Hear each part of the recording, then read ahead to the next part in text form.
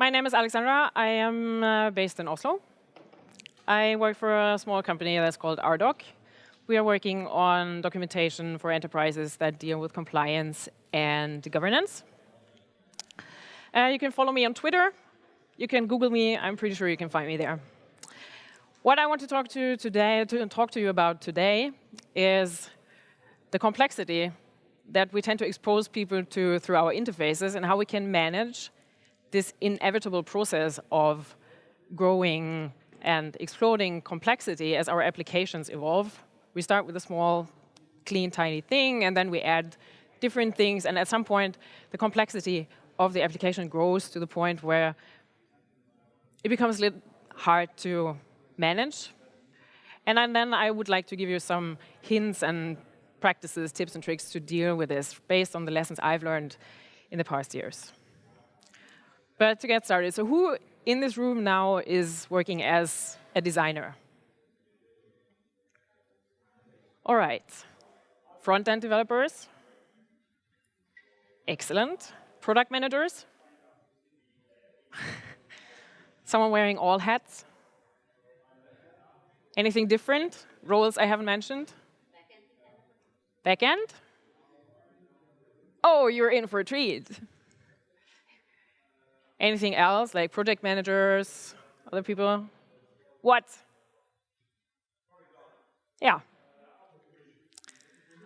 OK. I would like to start with a little story. It's a story from a very non-digital place. So if you look at this is a train set that my son just got as a present. He's turning 4 in summer, so he's a pretty little boy. And if you're not familiar with these toys, basically they're wooden tracks that you put together in all sorts of different forms and shapes. And then you can buy accessories and different things, so you have different sets. This is like the country something. It has little cows. And this particular set has this elevated part. I took a terrible picture because I didn't want to steal anything from the internet. So you put the tracks on little rocks. They're plastic. Now you see this is on just wooden floor. Now, small people are not necessarily very careful when they play with toys. These toys are pretty sturdy. They're made for little hands and not careful handling. So every time he moves the train, the tracks move. And of course, because they move, they keep falling off these rocks. So when he's sitting there and playing, and you think like, oh, this is a very nice toy for a little person, I have to be on standby so I can put the tracks back on the rocks. And if you have children, you know that like frustration is like this, so he keeps freaking out about it. And all he actually does want to do, he doesn't want me to be involved in reassembling the tracks. He just wants to drive his train in a circle, crash into the other train, and drive more circles. So why am I telling you this? The simplest train set that you can buy is just a couple of tracks and trains that you can put on the floor, and then you can drive the train in a circle. That probably was something that they started with initially as a product. And then they started adding features and extensions like these extra sets to make it more interesting and get parents to buy more of these sets, which is a perfectly reasonable thing to do for business. But at least for this set and for a 4-year-old child, the added complexity adds to his frustration about playing with it. It's incredible.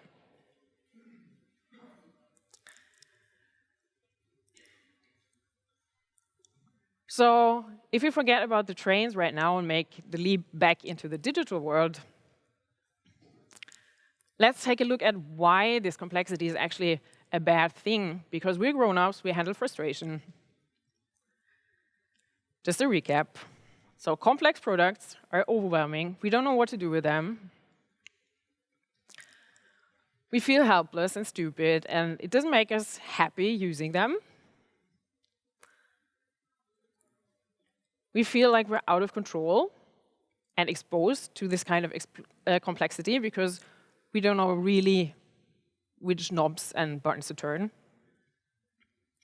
And we can become increasingly frustrated. All these things are very negative feelings. Is this very different from what a 4-year-old experiences when tracks fall off their plastic rocks? Probably not. It's just we're better because we're adults to deal with this. But we do want to avoid negative feelings at all costs. But there's a paradox because we do complicated things and complex things all the time. So I have another example.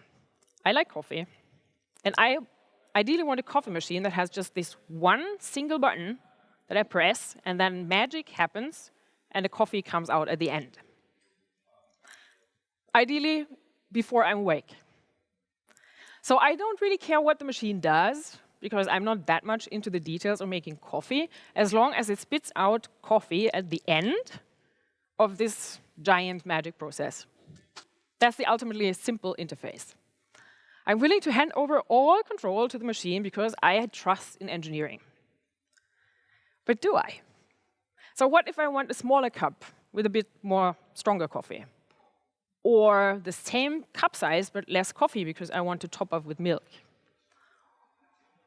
Should the machine have that kind of options? Maybe I need another button for the size.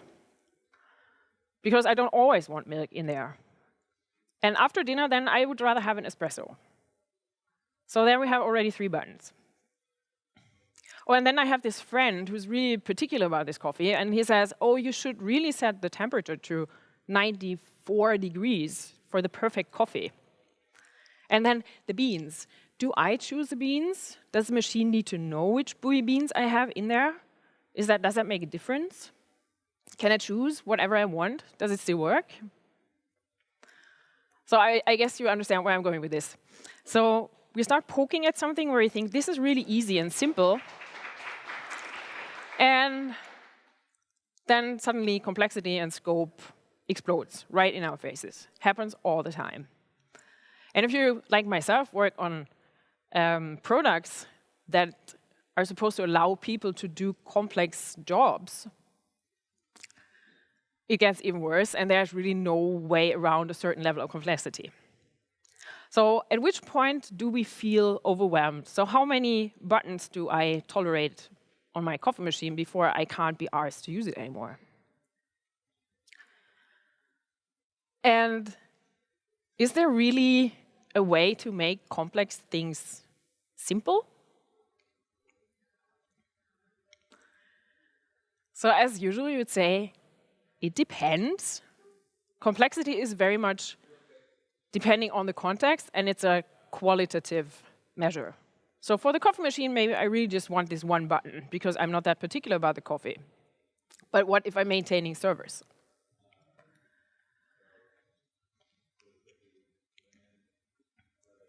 So we need to ask ourselves, based on where we stand and what we are working on, where do we draw the line in our applications? And how can we manage that complexity successfully within the constraints of our work?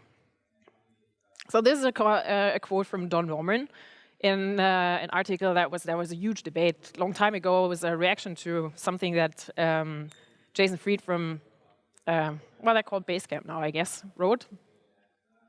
So it's the job of the designer to manage that complexity. Fair enough.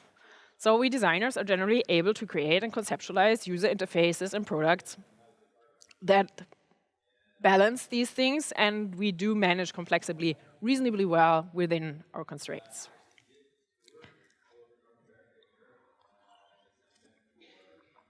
That being said, we do not work in a perfect world. We do not work in a vacuum. None of us does. So there's the other challenge that contributes to complexity. That's the context we all work in. So in a product organization, there's plenty of moving pieces that we all have to manage in some sort. So we have different departments, we have different teams, different professions. There's tension between different needs, the business need, the user need, the resources that we have, so sales reps that want a certain feature to close a deal, or engineers who are worried about code quality, designers who want to redo a flow because they think it doesn't feel right.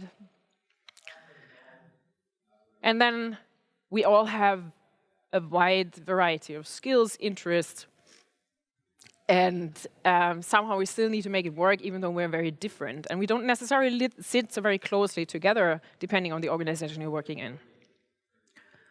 And then, because of all these constraints, we all have to do very mediocre things all the time because we have bigger fish to fry. And we have to strike a balance between doing the perfect thing, doing it right, and actually getting stuff done and shipping. And because all of this is so ridiculously difficult, we sometimes simply just shoot ourselves in the foot and cross the line over to too much complexity in our products, and particularly in our interfaces.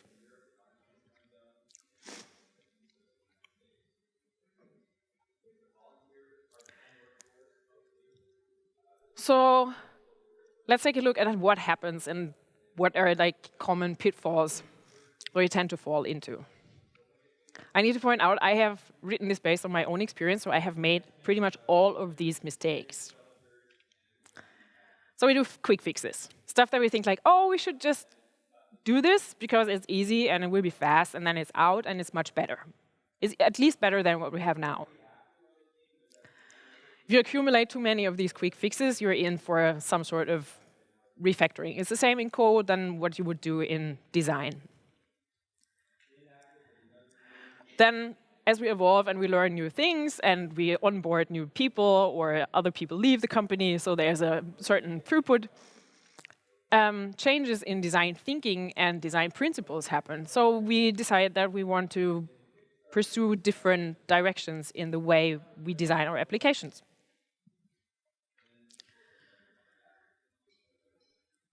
And then there's this partly done functionality, the kind of thing where we say like, oh, let's just do a first version so that we get it out there and we have it in production and people can start using it, we get value from it, and we can learn from how people are interacting with our products and our interfaces, and so the whole thing, and then it just never happens.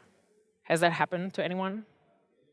Yeah, always. It's like, yeah, we get back to that later, and then months pass, so you're still stuck with this partly done thing.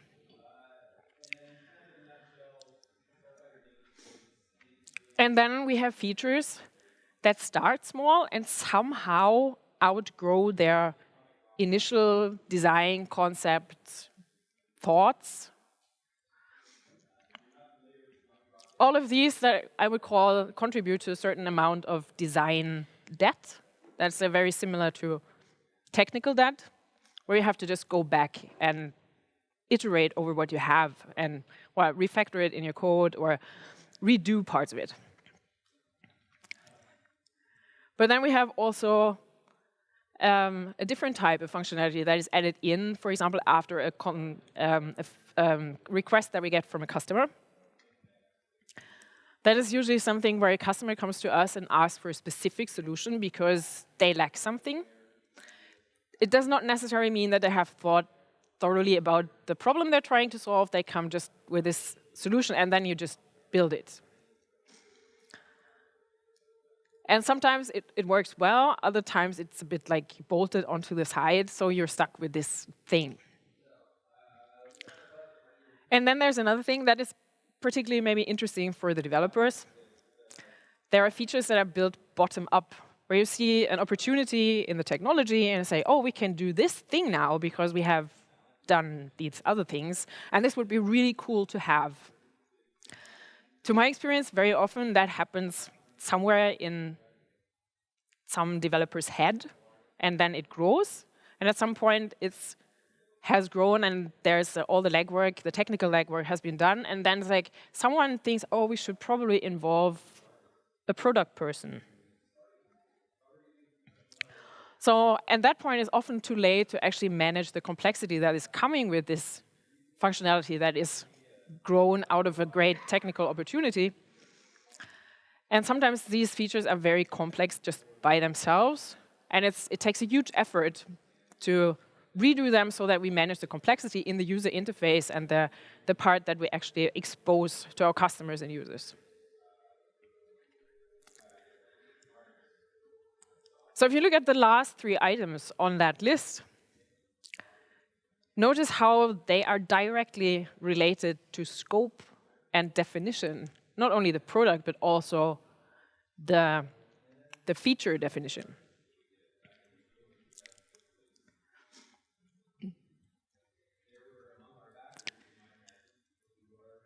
So this is a quote from an article that I found on the very excellent Boxes and Arrows journal.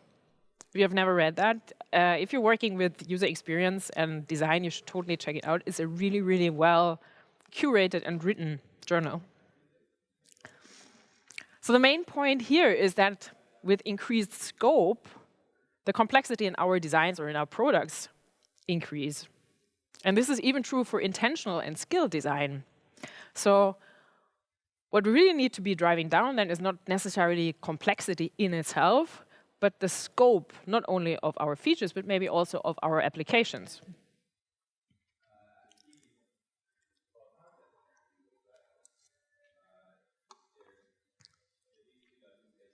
So this is where I would like to talk about what I have learned.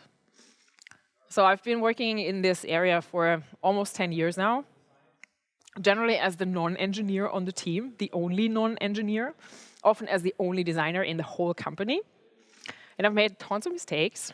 I've talked to a lot of developers, and I have argued with a lot of developers and salespeople.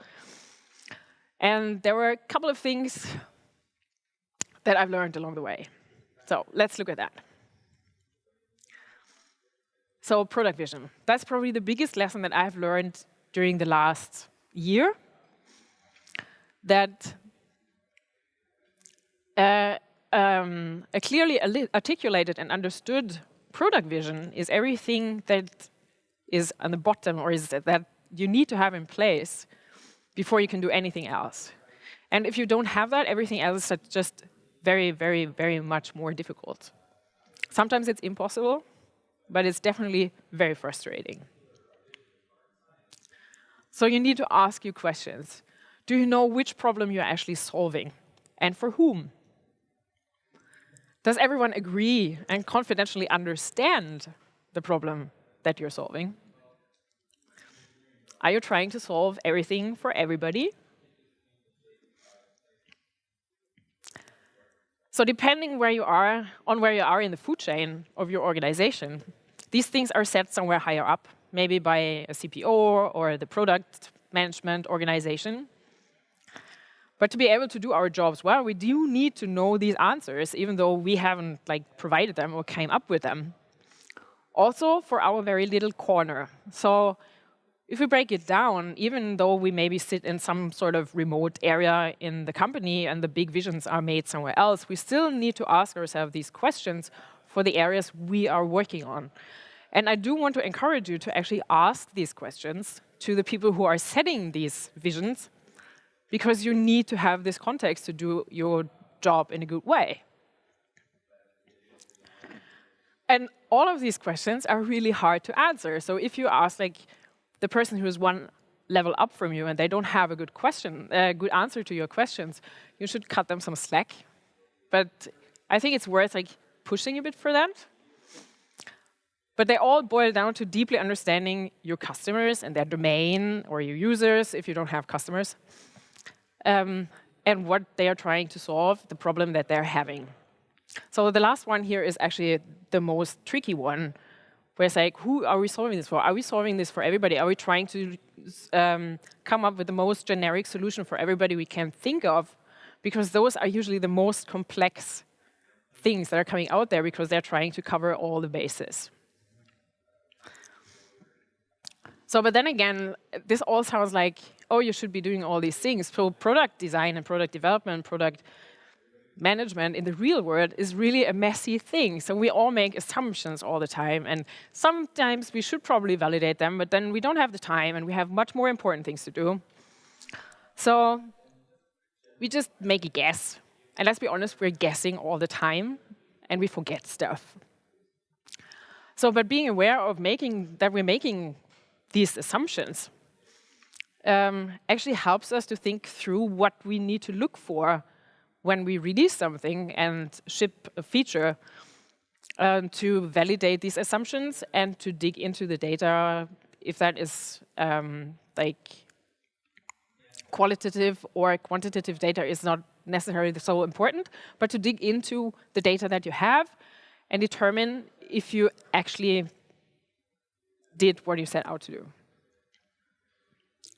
So none of this is groundbreakingly news. It sounds very obvious when you say it, but once you're head down in your tactical work, it's super easy to just forget about this and say, like, I'm picking the task that is on top of the stack, and I'm doing what I'm being told, and I don't really know why, so I'm just making a lot of assumptions.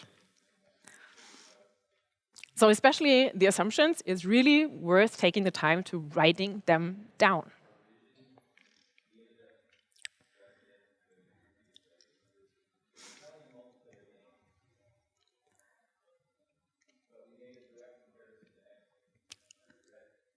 So let's get one step further down on the chain of tactical versus strategic. So the actual product development. So I talked about the assumptions. We all have hypotheses about the things we build. And again, if we're aware of them, we can validate them. And we can improve and iterate over what we have done.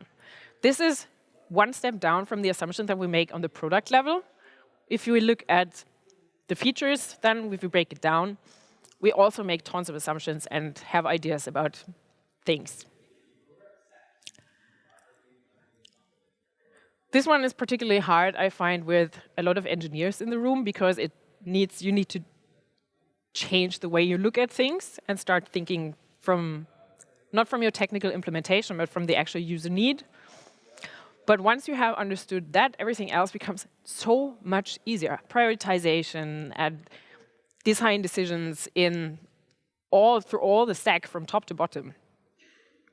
So if you really know what the user needs and what the business is trying to achieve with the thing that you're working on, you're able to change the whole conversation from what to why, and then finally how. So you're changing your conversation from output to outcomes. And that's a very interesting and very important step to make, because it makes your work so much more relevant, and it's much more satisfying, I find, to see that you're shipping something that actually makes a difference, and it's not just yet another thing.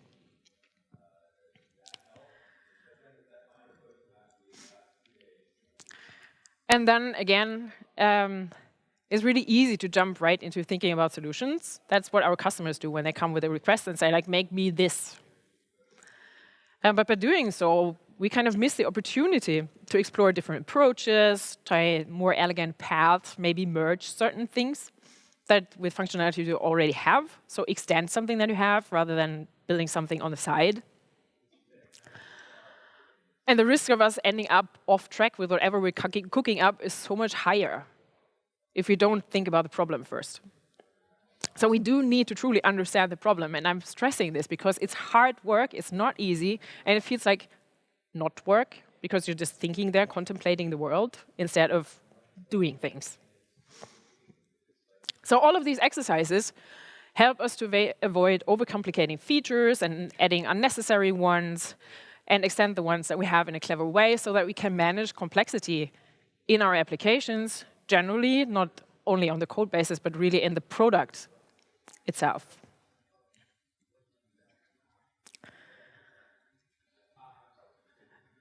So this is from a recent article by Paul Adams from Intercom.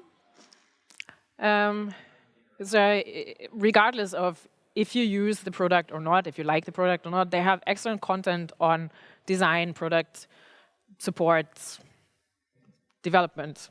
I can really recommend that. So this is an article from Paul Adams on how the product teams spend their time. And he says that they obsess about problem prioritization. So they spend, like, he defines units, time units. They spend like 40% of their time on really understanding the problem and defining the problem. And they do that to the point where he says that he's driving his own people insane.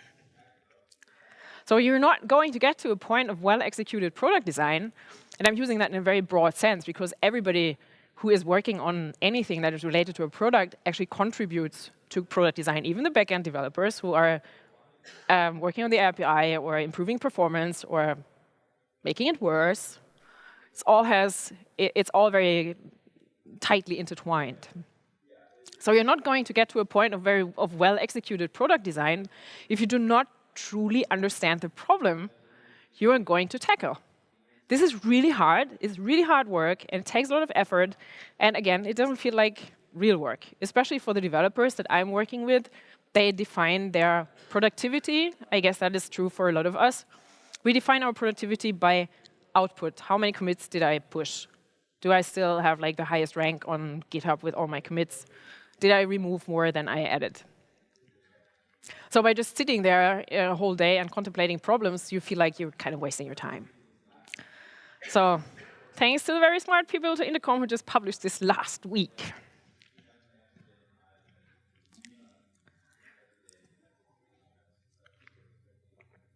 Which takes us to the next step, prioritization. So if you're a designer, you probably know that this is hard, prioritizing features and elements and functionality on screens. As our applications grow, with each feature we add, we need to pay increasingly closer attention to prioritizing functionality. And here I'm not talking about prioritizing the backlog. That is something different. You also need to do that.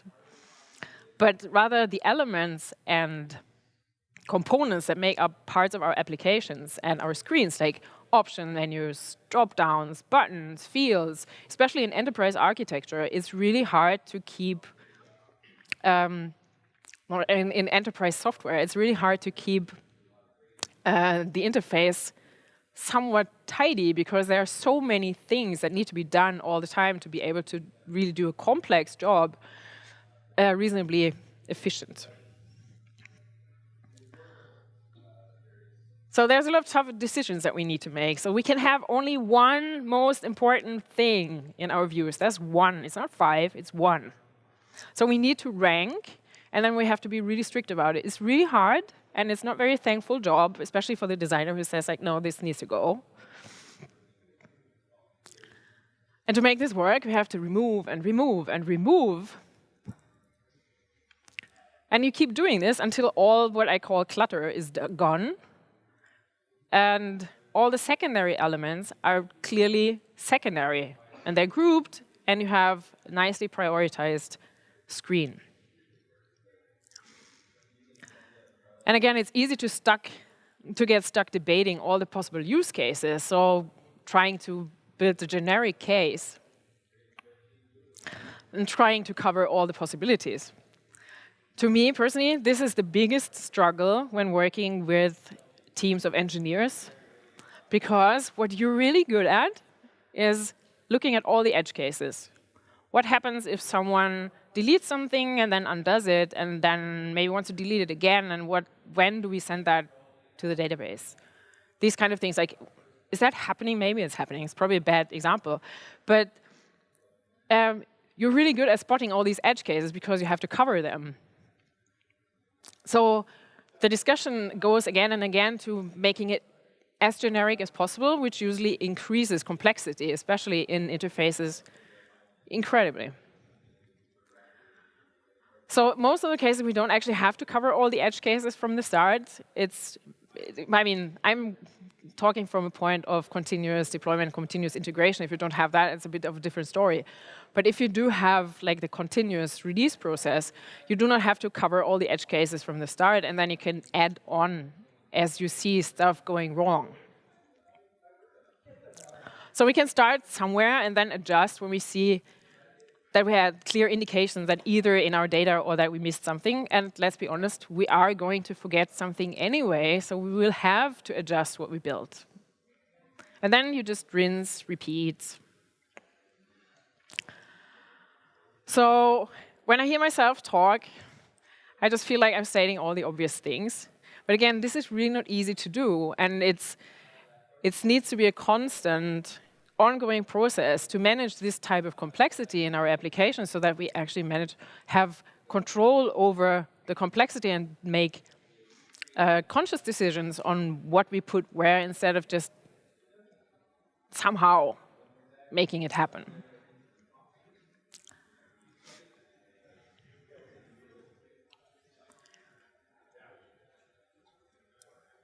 I just want to put this in as some sort of a side progressive disclosure.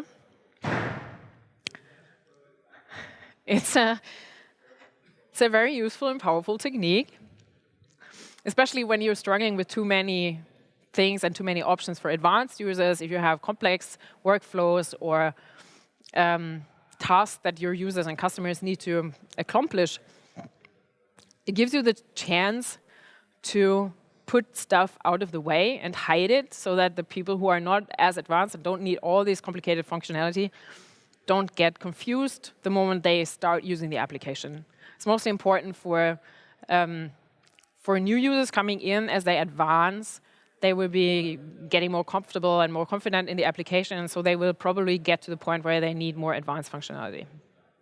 But to be able to make good use of this, you actually have to have your prioritization somewhat under control, because otherwise you don't know what would be advanced and what should be hidden.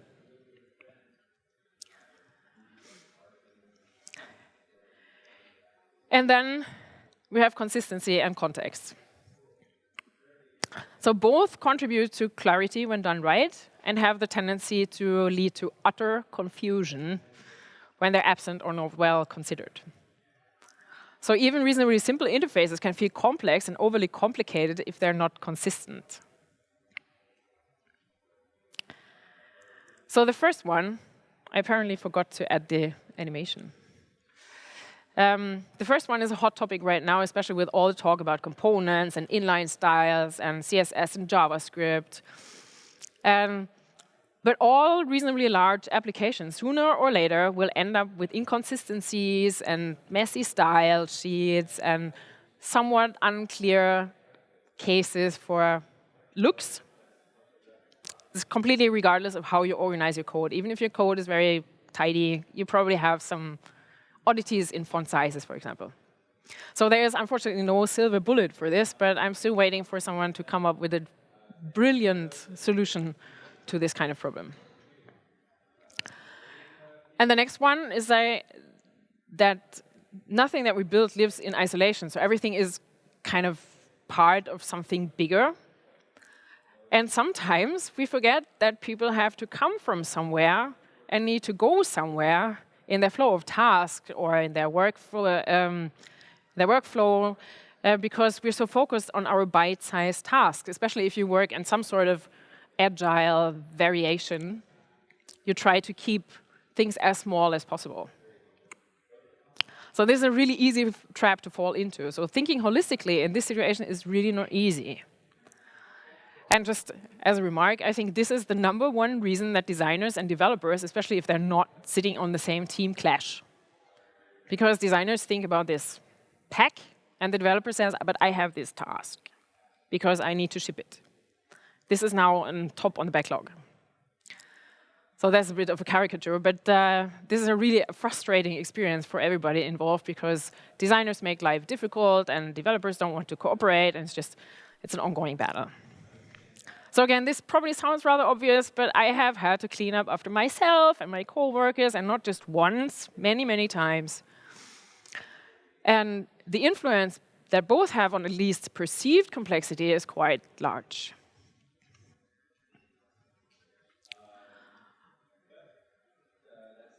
So this is a quote from the article I mentioned earlier. Jason Fried, who wrote that, I think in 2007. So that was the article that triggered the reaction by Don Norman, which was an article that's titled, "Why is 37 Signals so arrogant?"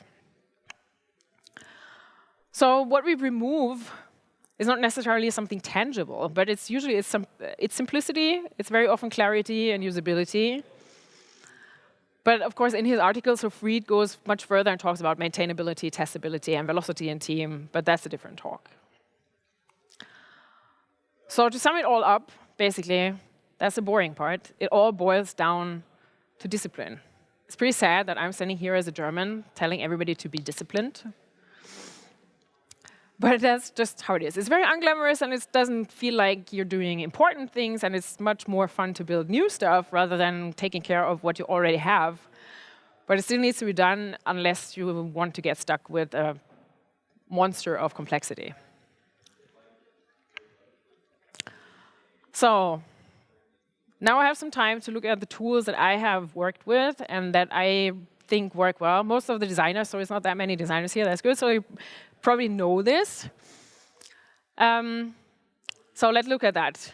Who here has worked with journey maps? Some people. Have you made them yourselves? Some have. OK, so the point here is that you map out the customer journey from the first touch point, was like getting to your website, until something is completed. So if it's a purchase, if you're working on an e-commerce system, it's like they have the package in the mail, or given a review if you have that kind of thing. But you don't have to map out the whole journey. You can do that for just parts of task flows. That's really useful. I find them very helpful as a discussion tool, and they're really easy to make. Everybody in the room, I've worked with a lot of engineers, as I said before. Everybody in the room can contribute to this. It's really easy to relate to. You don't need to know anything specific. If you can use a Sharpie and put a Post-it note to a wall, you're qualified. So what the big advantage is that they provide context for the whole flow and help maintain focus on the bigger picture. So you do not end up with these tiny tasks that you have chopped up, but you don't know where they fit, and you don't ship step 5 before you ship step 1. So nobody has to leave their comfort zone. It's pretty easy. You just need sticky Post-it notes and Sharpies or something, and you need a wall, and you stick it up, and you're good. Everybody understands what you're supposed to do. Next thing is user story maps. Has anybody worked with that? Some people have. So user story maps basically take that kind of task flow one step down and start talking about functionality. And if you write user stories, you can map your user stories to steps in the flow. I really like that. In that picture, they're using personas. You don't have to do that. I usually don't. And that lets you prioritize the tasks, so the user stories that are a part of, you could call that, you can use epics if you work that way, or I tend to use the flow as the steps to map out the user stories. And that's really easy to then prioritize what you need to do in version 1, version 2, version 3, so you don't forget that you need also cover step 3, so you can't just hop over that because that's difficult, and we're not doing that in version 1. Also pretty comfortable for most people. You need sticky notes, index cards, markers, tape. That's it. Then we have opportunity or problem statements. They're a great tool when you want to really dig down if you have understood the problem that you're trying to solve, because they force you to think through what you're actually doing. And they're impossible to fill out in a proper way if you haven't understood the problem. So it's a really nice test. They come in all sorts of forms and variations. Just Google that. And then you pick one that fits your purpose, or you adjust it. It's not really that important that you follow any kind of strict pattern, but it's important that you write it down and you discuss this in the team. So it's not like you sit there in your quiet corner, but you work on this together with your team, and you start discussing what really the outcome is supposed to be. It's very surprising how hard that is if you haven't understood the problem. There usually is some debate about what we should measure. That's fine. You can measure different things. So if you're only debating on that one, you're pretty confident that you have understood the problem. Then we have pattern libraries. Is anybody using that? No? Pattern libraries are awesome if you want to keep complexity in design rather low, because they give you building blocks that you can just use, and they keep the application reasonably consistent if you use them in a good way. There's a lot written and talked about by smart people on the internet, so you can just look that up. It's a huge topic, so I'm not going to dig into the details here. But they're quite an effort to keep up to date and actually maintain over time, so they don't diverge from what the actual application is. So if you're like me, working in a startup with very limited resources, you probably not want to spend time on this. So you have to live with the trade-offs. That's more of a thing that front-enders and designers have to work on together, so it's not a team exercise that is easy to do. And then we have design studios. I couldn't find a picture that was not terribly cliche, so I picked a kitten. There's a lot of fun things you can do during a design studio. I particularly like the Crazy Eights, where you generate lots of ideas, so it's in the diverge state of a design process.